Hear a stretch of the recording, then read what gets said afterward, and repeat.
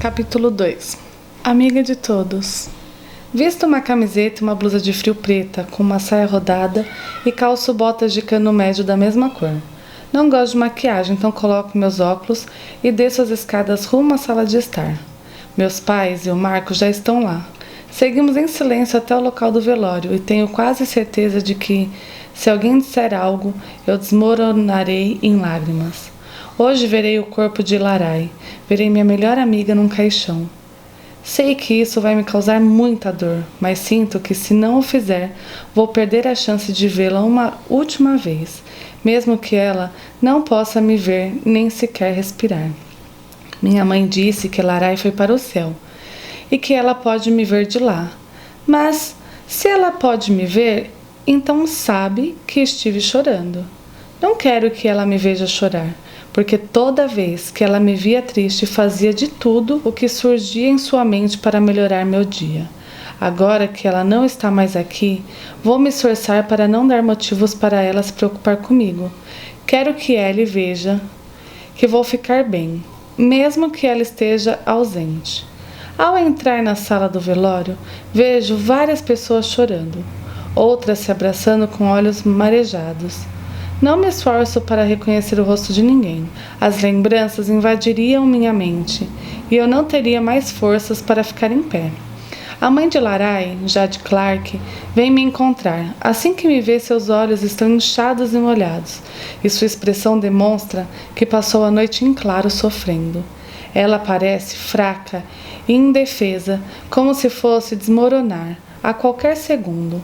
Meu estado de dor é enorme, mas simplesmente não consigo imaginar como Jade está.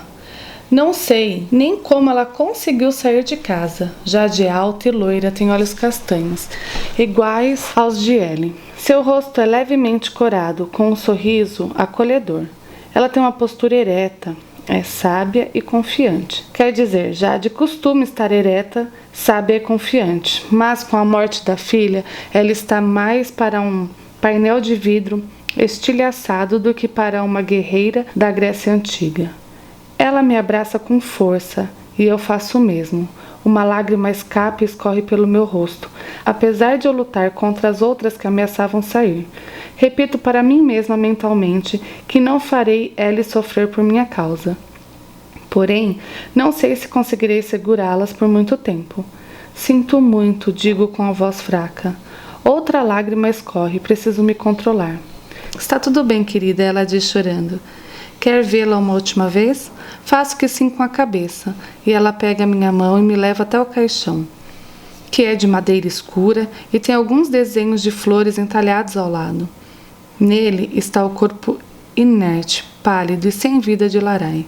Seus olhos estão fechados e as mãos cruzadas sobre o peito. Nessa posição tenho a impressão de que ela está dormindo. Não entendo o motivo de as pessoas colocarem os mortos assim. De repente, perco o ar. E Larai está repleta de curativos e hematomas causados pelo acidente. Levo uma das mãos à boca. Um curativo da têmpora direita, lábio inferior cortado, um hematoma roxo no maxilar do lado esquerdo.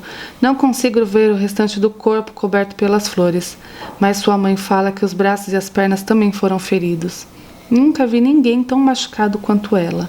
Não há problema em se permitir sofrer, Jade diz com a voz fraca, ao notar que estou segurando as lágrimas com toda a força que me resta. Ela apoia a mão no meu ombro.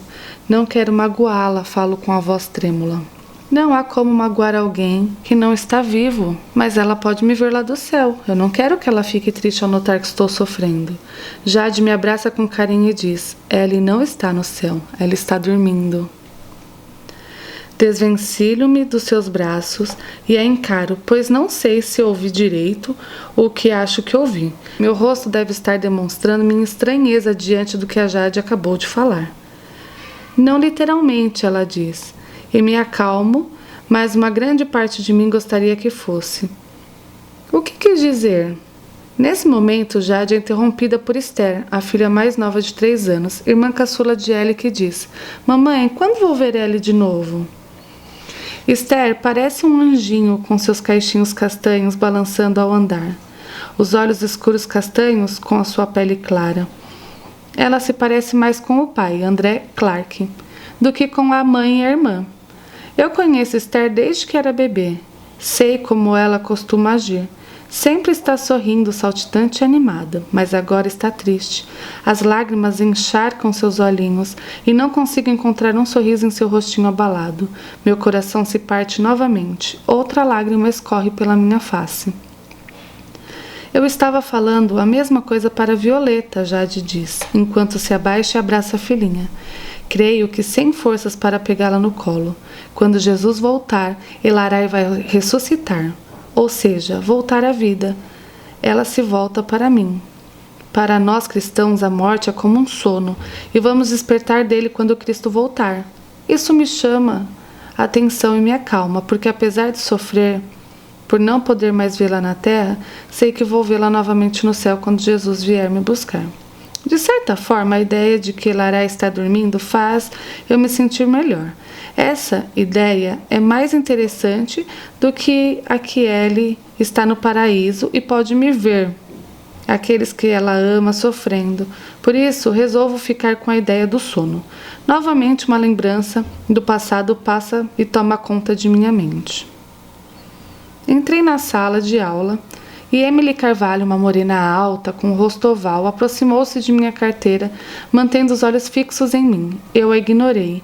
Emily estava sempre tentando fazer amizade comigo, mas eu sempre fazia questão de mantê-la bem distante. Ela era uma garota muito animada, mas não tinha uma alegria verdadeira. Ela quase forçava e extremamente exagerava, o que tornava bem bobinha, digamos. Mas uma bobinha do tipo fofa, uma bobinha do tipo irritante. E ela queria ser amiga de todos, custasse o que fosse. O problema é que Emily entendia a frase ser amiga de todos como uma necessidade de conversar e sair com todo mundo, e não admitia que alguém não gostasse dela, e esse alguém no caso era eu. Ei, Violeta, ela chamou, forçando a voz para ficar mais animada, mas a verdade é que parecia um piado de passarinho. O que vai fazer hoje depois da aula? Eu não vou fazer nada. Então podemos ir ao parque tomar um sorvete, ou então... Se ainda não notou, disse interrompendo-a, não quero conversar nem sair com você. Para falar a verdade, nem gosto de você. Então, se não se importa, eu gostaria que você parasse de tentar se aproximar de mim. Emily pôs as mãos na cintura e fez uma voz engraçada. Uhul, falou! Violeta acordou de mau humor? Pode deixar que a Amy resolve isso rapidinho. Ela abriu os braços e começou a se aproximar. Emily, eu não vou abraçar você, falei meio bravo e meio com medo dela. Para minha sorte, a professora chegou e Emily foi se sentar em sua carteira do outro lado da sala. Quando o sinal para o recreio tocou, saí da sala e levei um susto. Ali, bem no meio do corredor, vestindo o uniforme da escola, estava Elarai Clark conversando com algumas garotas. Ellie não estudava na minha escola antes, tampouco na minha sala. O ano letivo tinha começado fazia poucos dias e lembro-me de pensar, deve ter se transferido hoje. Ela disse algo que até hoje não sei o que era, que fez as garotas a ignorarem e irem embora. Baixou a cabeça por um segundo e depois tornou-se a levantá-la e se virou, notando minha presença. Eu quis sumir naquele exato momento, mas ainda bem que não saí correndo. Elarai abriu um sorriso acolhedor e deu um passo para a frente para ficar mais próxima de mim. E eu dei um para trás para me afastar. Eu sempre esperava o pior das pessoas e as evitava tanto quanto podia. Sabia que era um medo bobo, mas não conseguia deixá-lo. Ainda bem que Elarai percebeu meu desconforto e nem tentou se aproximar mais, pois eu provavelmente teria fugido. Oi, Violeta, ela disse animadamente.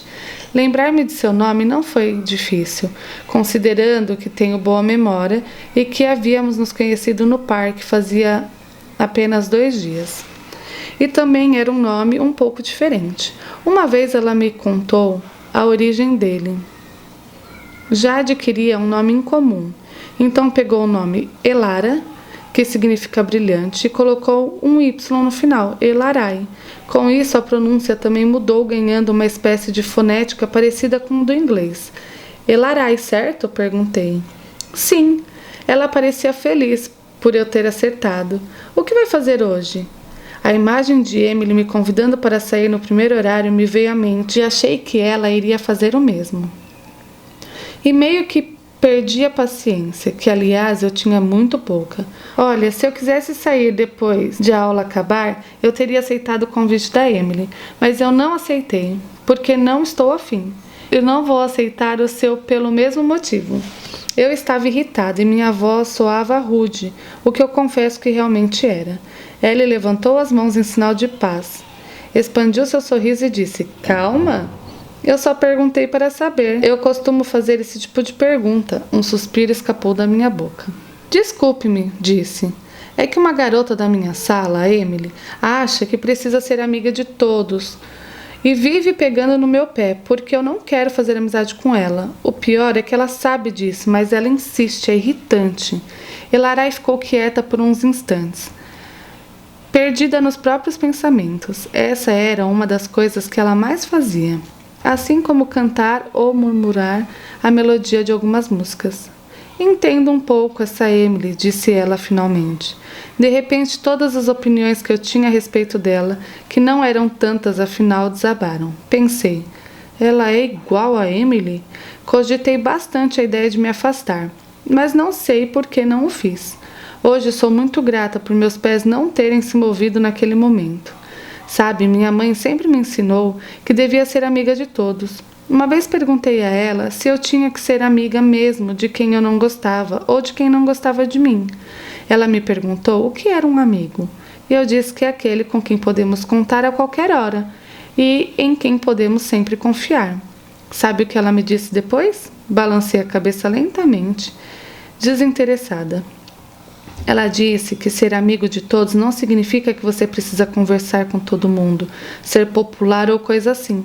Basta ouvir quando uma pessoa precisa de um ouvinte, estar presente quando ela precisa de companhia, aconselhar quando for necessário, doar um ombro para ela chorar, guardar os segredos que ela quer contar.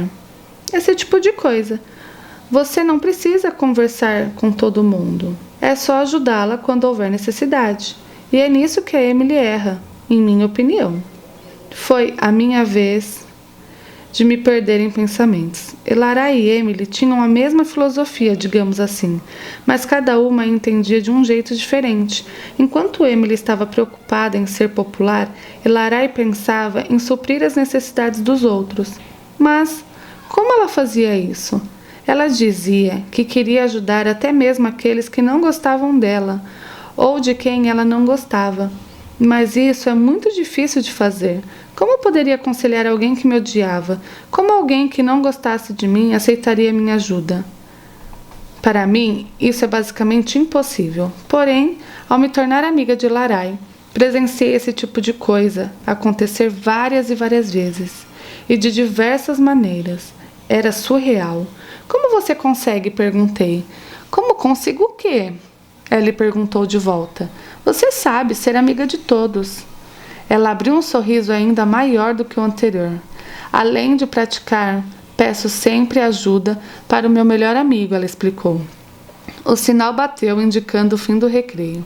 Elarai se virou, olhou para trás, em minha direção, acenou e saiu, me deixando pensativa, meio confusa e curiosa a respeito dela. De volta ao presente, abraço Jade e a deixo chorar em meu ombro, e ela me deixa chorar no dela. Está na hora de seguir os conselhos de Ellie, pensei. Eu acho melhor começar com o primeiro deles, ser amiga de todos. Uma parte do papel de amigo é doar um ombro para outra pessoa chorar. E agora é uma boa hora para ajudar Jade, doando meu ombro, e ela doando o dela, para que eu também possa chorar. De alguma forma, sei que nunca esquecerei Elarai e o que ela me ensinou. Isso é reconfortante.